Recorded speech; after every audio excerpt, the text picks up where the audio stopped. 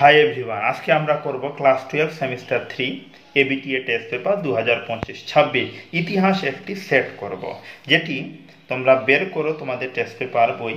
দেখো ইতিহাস, হিস্ট্রি বা ইতিহাস, পৃষ্ঠা নাম্বার এসি 143, এসি 143 পেজের সেটটির উত্তর আমরা করব।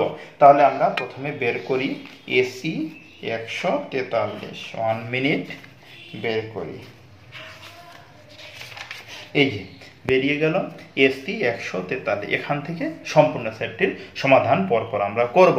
তোমরা ভিডিওটি প্রথম থেকে সম্পূর্ণ দেখে সব প্রশ্নের উত্তর নিজেদের বইতে দাগিয়ে নাও। আর ভিডিওটি ভালো লাগলে, পছন্দ হলে সাবস্ক্রাইব করো, না পছন্দ হলে করার দরকার নেই। তাহলে আমরা এবার কি করি, মেন পর্বে যাই।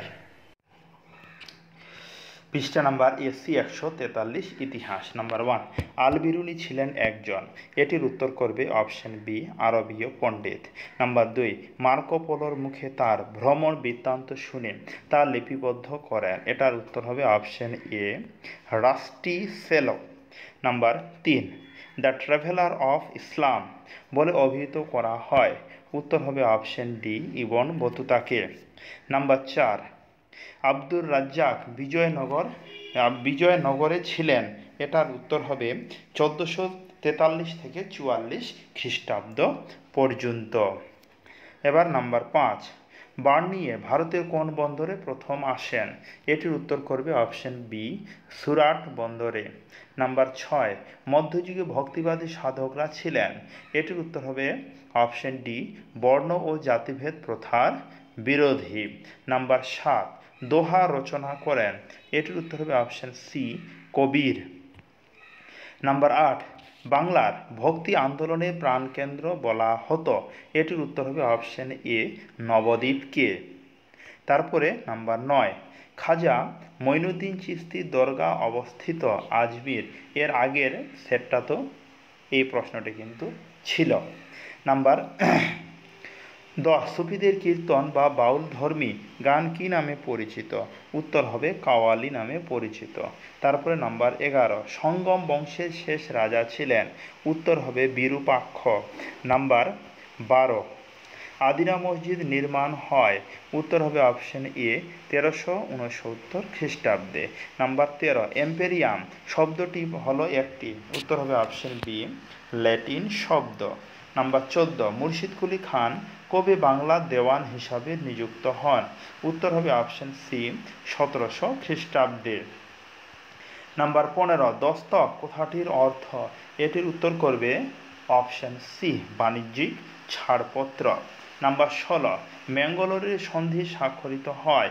এটির উত্তর অপশন বি, 1782 খ্রিস্টাব্দে। আমি একটা কথা তোমাদের বারবার বলছি যে টেস্ট পেপারটি সঙ্গে নিয়ে বসে পরপর আমার সঙ্গে তোমাদের বইয়ে দাগিয়ে নাও, একবারেই হয়ে যাবে তাহলে। নাম্বার 17, নতুন বিশ্ব নামকরণ করেন। উত্তর হবে option B, Amerigo Vespucci. Number 18, Canton বাণিজ্যের অবসান ঘটে। উত্তর হবে অপশন ডি, 1842 খ্রিস্টাব্দে। তারপরে নাম্বার 19, শেষ চার্টার অ্যাক্ট বা সনদ আইন পাশ হয়। এটির উত্তর হবে অপশন বি, 1853 খ্রিস্টাব্দে। নাম্বার 20, ব্রিটিশ শাসন ব্যবস্থার তৃতীয় স্তম্ভ ছিল। এটির উত্তর হবে অপশন সি, বিচার বিভাগ। নাম্বার 21, চিরস্থায়ী বন্দোবস্তের প্রথম প্রস্তাবক ছিলেন। 21-এর উত্তর করবে অপশন ডি, স্যার জন শর। নাম্বার 22, ভারতীয় রেলপথের জনক হলেন। উত্তর হবে অপশন সি, লর্ড ডালহৌসি। এবার নাম্বার 23, ভারতে গঠিত প্রথম চা কোম্পানি হলো। উত্তর হবে option A, Assam company. Number 24, Walchand Hirachand যে শিল্পের সঙ্গে যুক্ত ছিলেন তা হলো। এটির উত্তর হবে অপশন ডি, জাহাজ নির্মাণ। নাম্বার 25, বার্নিয়ে প্রায় দেশবার বাংলাদেশ ভ্রমণ করেছিলেন। উত্তর হবে একবার। নাম্বার 26, নব্য সাম্রাজ্যবাদের নতুন রাষ্ট্র দর্শক প্রচার করেন। এটির উত্তর করবে অপশন সি, কিপলিং ও জুলে ফেরি। এবার 27 প্রশ্ন, এখানে স্তম্ভ দেওয়া আছে, কই স্তম্ভ আর ক্ষয় স্তম্ভ। তাহলে এটির 27-এর উত্তর করবে অপশন সি, নাম্বার 28। এবার 28-এর উত্তর করবে অপশন এ। 28-এর উত্তর কি বললাম? Option A.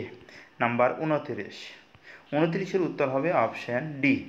নাম্বার 30, 30-এর উত্তর করবে অপশন সি। নাম্বার 31, ইবন বতুতার ভারতে ভ্রমণকালে দিল্লি ছিল 4টি শহরের সমষ্টি। তাহলে 31-এর উত্তর হবে অপশন ডি। কি বললাম? Option D. এবার নাম্বার 32, 4টি থেকে সঠিক তথ্যটি নির্বাচন করো। 32-এর উত্তর করবে অপশন ডি, শ্রমিক ও মালিক শ্রেণীর উদ্ভব। নাম্বার 33, 33-এর উত্তর হবে অপশন সি। নাম্বার 34, 34-এর উত্তর করবে অপশন বি। ক্লিয়ার? নাম্বার 35, 35-এর উত্তর হবে অপশন সি। নাম্বার 36, ঠিক ভুল নির্ণয় করো। 36-এর তোমরা সবাই 36-এর উত্তর করবে অপশন বি। এবার নাম্বার 37, 37-এর উত্তর করবে কি লেখা আছে? কে পলাশী পরবর্তীকালকে নীলোজ্জ্বল লুণ্ঠনের যুগ বলে অভিহিত করেছেন? এটির উত্তর হবে option B, Percival Spear. Number 38, Palashi লুণ্ঠন কথাটি উল্লেখ করেছেন? এটির উত্তর হবে option C, Brooks Adams. Number 39, 39-এর উত্তর করবে অপশন ডি। 39-এর কি বললাম? উত্তর হবে অপশন ডি। তাহলে এবার লাস্ট প্রশ্ন 40 নাম্বার। তাহলে 40-এর উত্তর করবে তোমরা কি লেখা আছে প্রশ্ন? বিবৃতি এ সাধারণ অর্থে সাম্রাজ্যবাদ বলতে বোঝায় বৃহৎ ও শক্তিশালী রাষ্ট্রের দ্বারা অপেক্ষাকৃত ক্ষুদ্র বা দুর্বল রাষ্ট্রের ওপর আধিপত্য প্রতিষ্ঠা। এটির উত্তর করবে তোমরা সবাই অপশন ডি। এ এবং বি দুটি সঠিক। তাহলে আমরা ABTA test paper class 12 semester 3 এর এসি 143 পেজের ইতিহাস সম্পূর্ণ সেটটির উত্তর আমরা করলাম। সম্পূর্ণ ভিডিওটি দেখার জন্য তোমাদের অসংখ্য ধন্যবাদ। তাহলে আজকে এই অবধি, দেখা হচ্ছে এর পরের ভিডিওতে। ধন্যবাদ।